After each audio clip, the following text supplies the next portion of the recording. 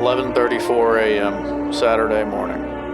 The kind of morning that makes you wonder if the world has forgotten how to spin. The kind of morning where even the cockroaches are still nursing their hangovers. As for me, well, I had a Hungarian marching band crashing through my skull, and an unexpected guest on my floor. I'm a doctor by trade, or at least that's what my diploma claims. Private investigator, when the medical bills started piling up. And if you ask around the wrong side of town, they might just tell you I dabble in something a little more sinister. This guy was no two-bits Sally. My new tenant was a portly man, about 50. Looked like he traded his mother's love for a stiff drink. I'm sure my new carpet friend wouldn't mind parting with a few coins for bus fare and coffee. Mr. Mayor! Looked like work was gonna have to wait. Well, hello, Dolly.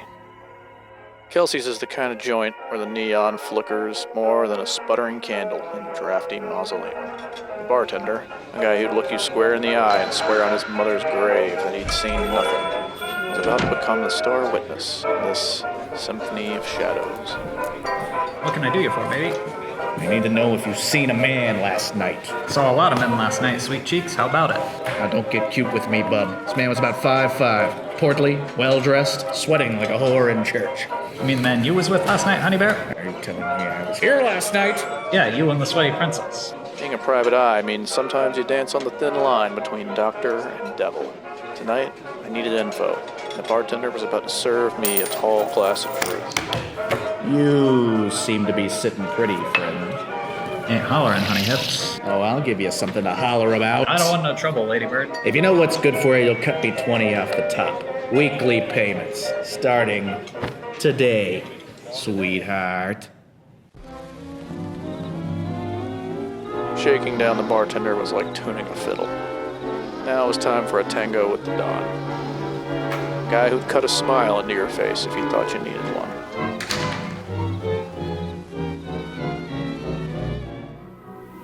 Well, well, well. The doctor. What brings you to dock at my doorstep this evening? Don Smoochie, always a pleasure. Come to inform you that we finally got Kelsey's Bar and Grill down on 5th, under our protection. Kelsey's Bar on 5th finally, huh? You've been chasing that fish for a good fry.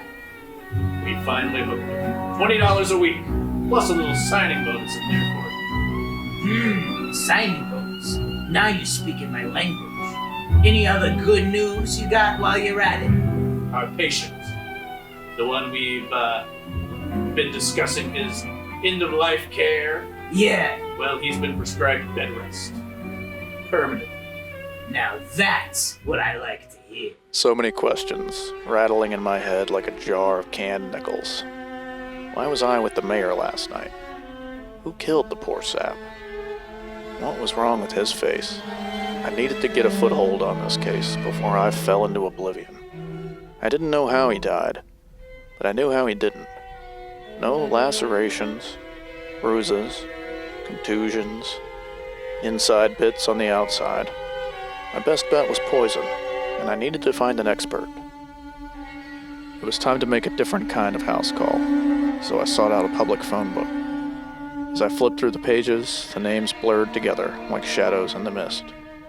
Then there it was, Dr. Safari, a man who danced with danger and dissected the unusual, sole companion of the medical fraternity in this desolate town.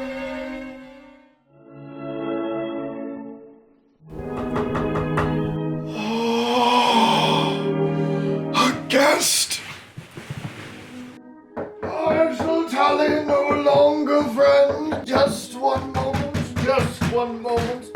Nice to meet you. All right, bozo. Where were you last night at 1:27 a.m.? Underwater. Underwater. Hitting the sauce pretty hard, huh? You misunderstand me. Oh, I understand completely. You're a drunk, a liquor fiend. That's what drove you to murder. Murder! Is that a confession? A question? Oh, there's no question about it. Now just see here. Oh, I see you. You scum. You lowlife. You two-bit piece of shit. Sir! Say it louder. They may not have heard you the next town over. Now let's tally the facts, my good boy. You blast into my apartment, accuse me of murder, all the while smelling of cooking sherry and bouillon cubes. Now I have told you that I was underwater, and these are the facts. A strong swimmer, huh? Not a swimmer, a submariner. A spy. Not a spy. I am a pupil to the unknown. Destiny's child to that which man questions. I am an intense and dedicated lover to the unqueried. Well, Doc, I've been chasing a pretty little murder. She's got real legs on her, too. And a poison smile. Poison, you say? Are there any lesions or bruises or contusions? No bumps, cuts, signs of any of the more common corpse makers. There was one thing, though. Spill, man.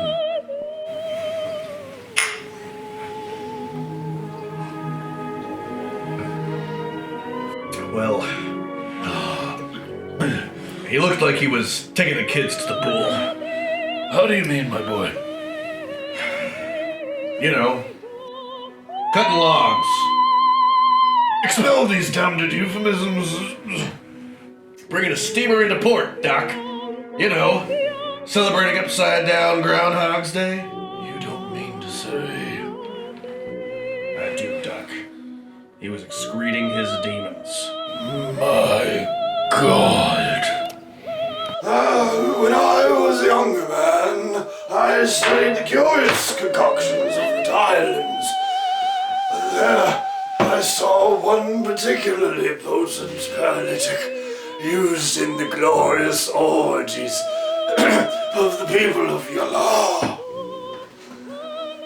Their faces would contort into an excretive frenzy as their bodies froze in time.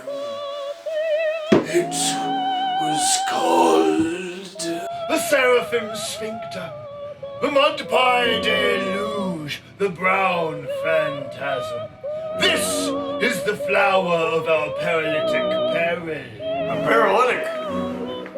Not dead, man. He's still alive. Yes, then we are just in time. But alas, we do not have the supplies. To release a man from the grasp of the Brown Phantasm, we need heroin. Heroin? I got some in the car. Let's go. Yes. Let's go. Yes. We got it.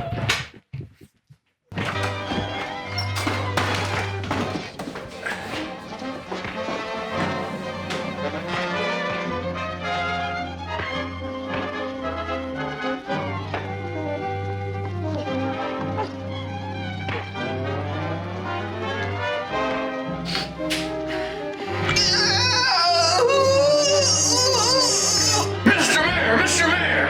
Who poisoned you? It was you! Who are you? Your worst nightmare.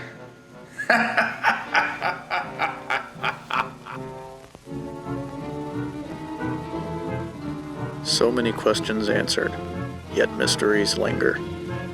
In the end, the mayor met his fate.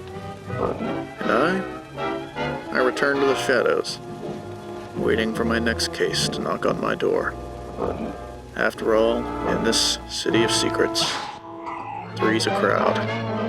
Justice is just another lonely traveler in the night.